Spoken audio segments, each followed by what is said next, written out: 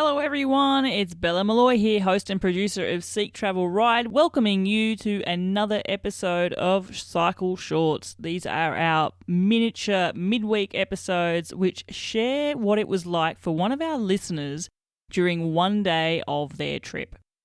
This episode features listener James Baile, and he's going to be taking us back to one day of his trip which occurred on a magical adventure in Nepal.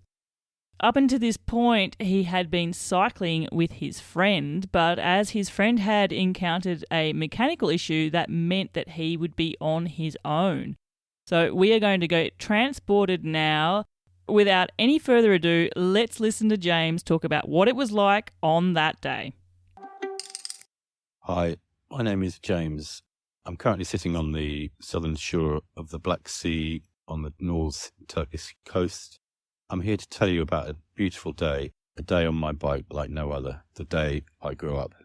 I started my cycling journey aged 4 or 5. I can't be sure if I was 4 or 5, but that's not important. I'm now 60, but I still remember the day. It's one of my earliest memories. On that day, I jumped onto my sister's bike and pedalled and pedalled. I pedalled so hard. It was the first time that I'd ridden without stabilizers. We lived in a beautiful English village, green and lush. At the end of our road was a triangular green, maybe 200 metres from the house. I pedalled and I kept pedalling, for this was the first time that I ever pedalled alone. I still feel the sense of empowerment that I felt in those early days, cycling alone, without stabilizers. The sense that anything is possible, any place is possible, all you need is a bike. By the time I started past the green, I started to wonder how I would stop. Stopping was not a skill I possessed. In the end, I ploughed into a grassy bank, elated and euphoric, aged 4 or maybe 5, with my new sense of independence and adventure. That sense, coupled with burning curiosity deep in my belly, has taken me far and wide, sometimes on foot, sometimes in an old vehicle, but often by my favourite mode of travel, my bicycle. By the time this day, November the 5th, 1986 arrived, I had already carried my bicycle to Mount Everest Base Camp. I carried it to the top of Ben Nevis in Scotland. I pushed it along the South Downs Way in England.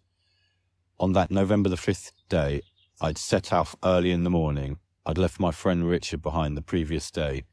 We'd started the journey together, but Richard had an accident on the way down from Everest Base Camp to Namche Bazaar and tried to fix his bike in Kathmandu, from where we cycled to Pokhara. But in Pokhara, Richard decided that was as far as he could go, so the previous day I'd set off on my own and managed to get to a place called Tansin. Feeling very alone, in the middle of nowhere, the day beginning to draw to its end, as the sun started to set, I began to worry about where I would sleep, where I would get food and water to keep me going the following day. I came across a house somewhere down the road, a beautiful long house, one that later I learned was owned by a Gurkha. Asking if there was a place to stay nearby, they welcomed me into their house. They fed me, watered me, and put BBC Radio 1 on. We had sparklers because it was November the 5th, Guy Fawkes night in the UK, a night my Gurkha host remembered from his days attached to the British Army.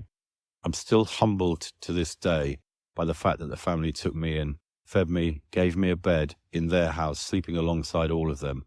Their trust in me, warmth and generosity was something that I will never forget. It's one of the first times, aged 22, that I realised the importance of human connection at the most basic and personal level. Connection and trust and friendship are the things that we take forward as we travel, none more than when we travel on a bicycle. We are vulnerable and must trust. Connection, trust and friendships are the things that I now cherish nearly 40 years on, and looking back, it was that day that I grew up and became James. Thank you so much, James, for sharing that experience of what it was like for one day of your trip.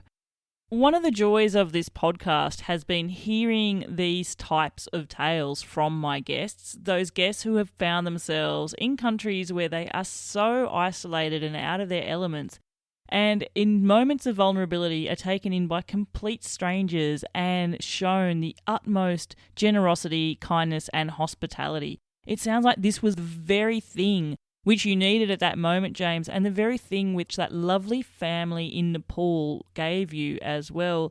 And by the sounds of it, it's had a lasting impact on you and your perspective of the world. Listeners, James is currently touring at the moment as well. Not necessarily on a bicycle though. He's currently in a very old looking awesome van.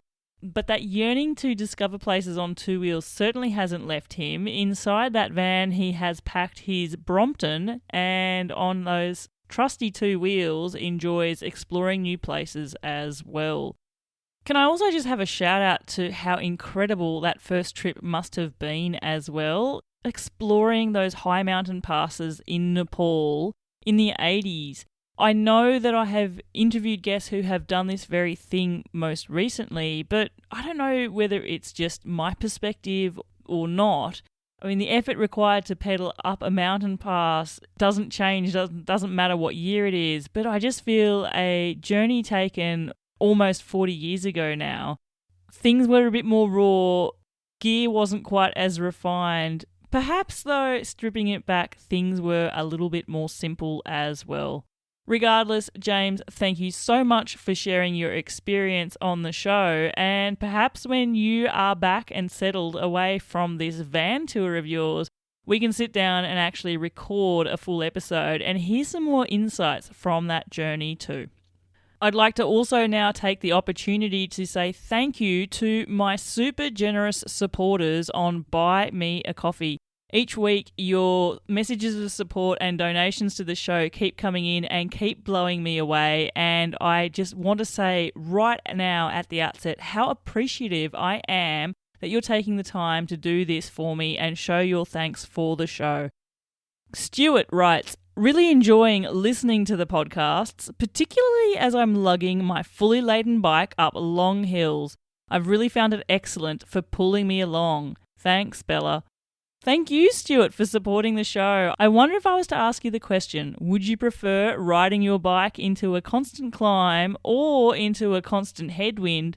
Which one would you be choosing? Sounds like you're listening to the stories of my guests, which are helping you up those climbs, so perhaps you're going to fall into the majority of us all and choose Cheam Hill Climb as well. Thanks again for supporting the show. Sophie says, I absolutely love your podcast, Bella. Thank you so much for skillfully bringing such amazing, inspirational adventures to my ears. The information I'm gathering from your shows is no doubt going to empower me for my own journeys in the future. Thank you. Well, thank you so much, Sophie. I really hope that you're taking on a lot of the information from my guest experiences in this podcast, packing them into your own panniers, and getting yourself ready for a super adventure as well. Do me a favor, keep in touch when you take that journey and let me know where you go, how it's going, and perhaps there's an interview with you down the road as well. Roads to Rome says, loving not only the inspiring stories from your guests, but also your style of interviewing them too. Keep up the good work. Thank you so much. I'm really glad that you are enjoying the style of these podcasts. I would call them long-form conversations, and hopefully you are finding the stories inspirational for yourself as well. And then I have Greg who says, Bella, I love what you do. Thanks so much. Your interviews are so inspiring. Thanks a heap, Greg. Thank you for supporting the shows, and I'm glad you're tuning in each week and drawing inspiration from my guests. Now, if you too would like to support the show on Buy Me a Coffee, all you need to do is check the podcast show notes in your podcast player app, click on the link to Buy Me a Coffee, and the rest is quite straightforward and simple. Once again, thank you to everyone who tunes into this show, everyone who supports me on Buy Me a Coffee and helps keep this microphone turned on and these episodes and guest interviews released each week. I honestly could not do any of this without your support, and I am really thankful that you keep Seek Travel Ride on the airwaves. Thanks so much. Until the next episode, I'm Bella Malloy. Thanks for listening.